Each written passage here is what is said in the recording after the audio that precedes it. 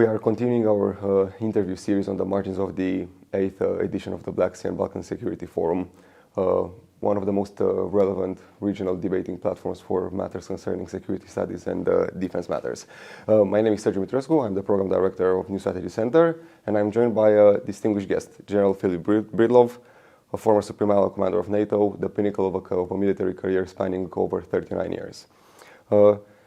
General, you have the secure experience and you know the Black Sea region very well. Which are the two main challenges for NATO in the region?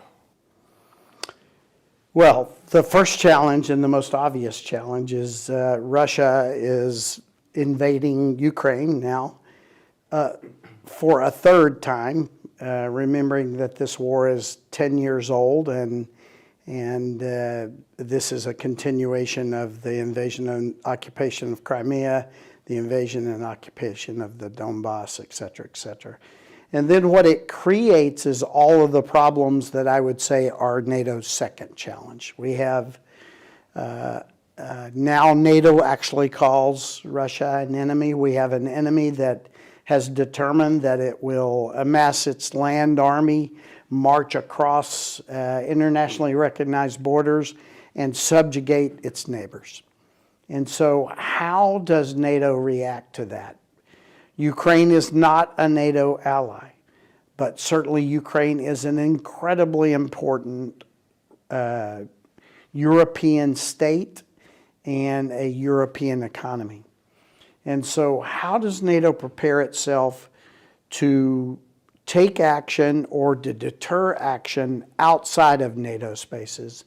And then secondarily, how does NATO change and adapt to be ready to face these kinds of threats? And I would just offer that many old people like me remember the NATO before the wall came down during the Cold War, the large militaries and how we were ready to fight the Warsaw Pact should they come streaming through the Fulda Gap or wherever. That's different.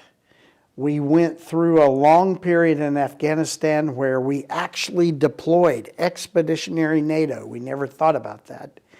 And we fought a counterinsurgency sort of enemy who drove us to small unit tactics, highly enabled small teams, etc., etc.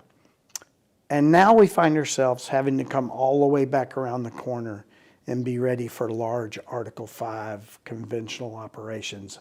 And I think that that is the second challenge.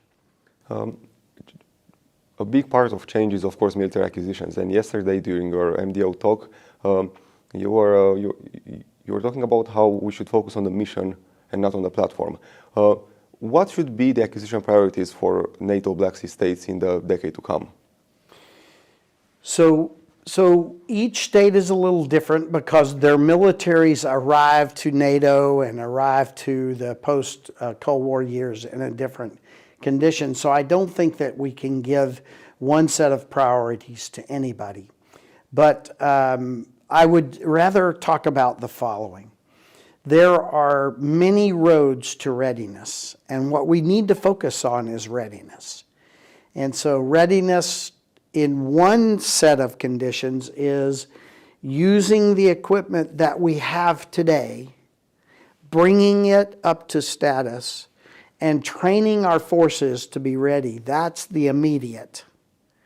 Then the long-term readiness relies on investing in new kit and new capabilities and new training so that we are able to fight at that next higher level.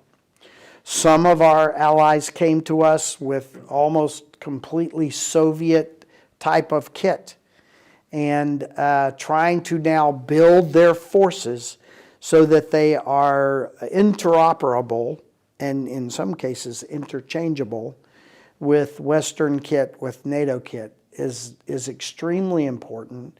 But then retraining all our soldiers, sailors, airmen, Marines to NATO tactics, techniques, and procedures, this is also a big deal. So it's a delicate balance that a nation has to do based on where they find themselves. how much emphasis do they put on readiness today with what we have, fight with what we have? And how much do we put on readiness tomorrow, which is investment in the future? All right, and thank you for those really insightful answers. And before we conclude, I was hoping that you could perhaps share with us some impressions after attending the 8th edition of the Black Sea and Balkan Security Forum. So it's not my first conference here, and I find a couple of things every time. We've had some incredibly important speakers.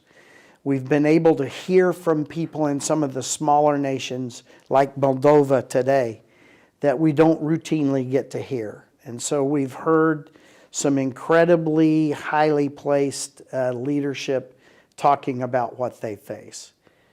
But for me, it's really about the networking with other people. It's about reconnecting to people that served with me when I was the SACUR, and now getting to know the next levels of leadership, because I think you know, at least I believe, that in the Eastern European nations, especially former Warsaw Pact nations who are now allies or partners, relationships are everything.